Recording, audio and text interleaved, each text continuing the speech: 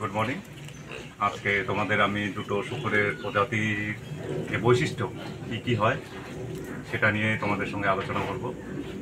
প্রথমে হচ্ছে তোমাদের যে ব্রিড দেখাবো, তো সেই ব্রিডের নাম হচ্ছে হ্যাম্পশায়ার। তার যে কী বৈশিষ্ট্য সেটা তোমাদের আজকে আমি দেখাচ্ছি। এই প্রজাতির শূকরটাকে হ্যাম্পশায়ার বলে।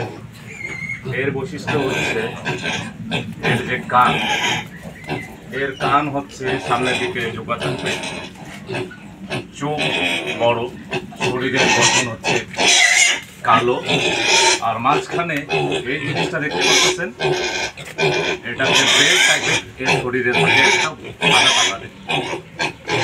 এর হচ্ছে বাচ্চা দেওয়ার ক্ষমতা অনেক ভালো, বাচ্চা 12টা থেকে 16টা পর্যন্ত পাওয়া যায়। আর এর পিঠের সাইজটা হচ্ছে অনেক চওড়া, পাগুলো একটু ছোট টাইপের হয়। একে একটু ভালোভাবে আদর যত্ন করতে লাগে, আর একে একটু স্পেস বড় দিতে লাগে, নাহলে এটাই অ্যাগ্রেসিভ টাইপের হয়।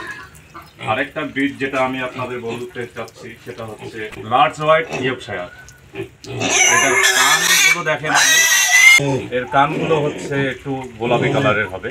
কানগুলো হচ্ছে হ্যাম্পশায়ারের মতো না, কানগুলো উপরের দিকে হবে, মুখ লম্বা হবে, পাগুলো লম্বা হবে। আর শরীরের গঠন তো বললাম যে অনেকটা লম্বা, তার জন্য শরীরে লম্বা বেশি বলে তাড়াতাড়ি গ্রোথ নেয়। আর টোটাল ফিডের উপর করলে এরা 6 থেকে 7 মাসের মধ্যে 1 কুইন্টাল হয়ে যায়। আমাদের যে ওয়েদার তাতে এরা ভালোভাবে মানিয়ে নিতে পারে। বাচ্চা দেওয়ার ক্ষমতা হ্যাম্পশায়ার আর ইয়র্কশায়ার দুটোরই ভালো, 10টার থেকে 16টা পর্যন্ত বাচ্চা পাওয়া যায়। আর পুরো যদি আমরা ফিডের উপরে এর উপরে কাজ করি তাহলে এদের গ্রোথ আরও বেশি ভালো হয়। আর যেটা হচ্ছে কথা, এর মাংসের চাহিদা অনেক বেশি। অল ওভার ওয়ার্ল্ডে হ্যাম্পশায়ার আর ইয়র্কশায়ারের যে মাংসের চাহিদা অনেক বেশি। ভারতবর্ষে অনেক ফার্ম আছে, তার মধ্যে 1 নাম্বার কোয়ালিটির শূকর হচ্ছে ইয়র্কশায়ার, দ্বিতীয় নাম্বার হচ্ছে হ্যাম্পশায়ার।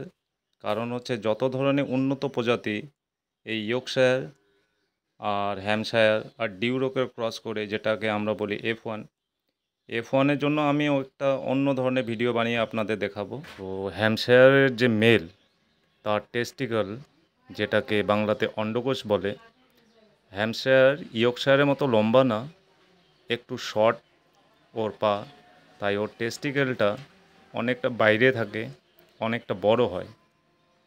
আর ইয়র্কশায়ার, ওর যে টেস্টিকেল, ইয়র্কশায়ার একটু উঁচু টাইপের হয়, অনেক লম্বা হয়, তার জন্য তারটাও সেমই থাকে, কিন্তু একটু নিচের দিকে বেশি ঝুলা থাকে। একটা প্রাপ্তবয়স্ক ইয়র্কশায়ার মেলের ওজন হয় 400 কিলো, ফিমেলের ওজন হয় 350 কিলো।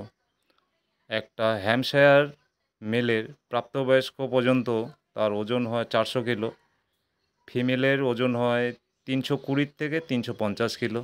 4 দিন ধরে যা গরম পড়েছে, ফার্ম থেকে এখনই ঘরে আসলাম। তো যারা চ্যানেলে নতুন, আমার ভিডিওটা দেখে যদি তোমাদের ভালো লাগে একটা লাইক দিয়ে চ্যানেলটাকে সাবস্ক্রাইব করবেন।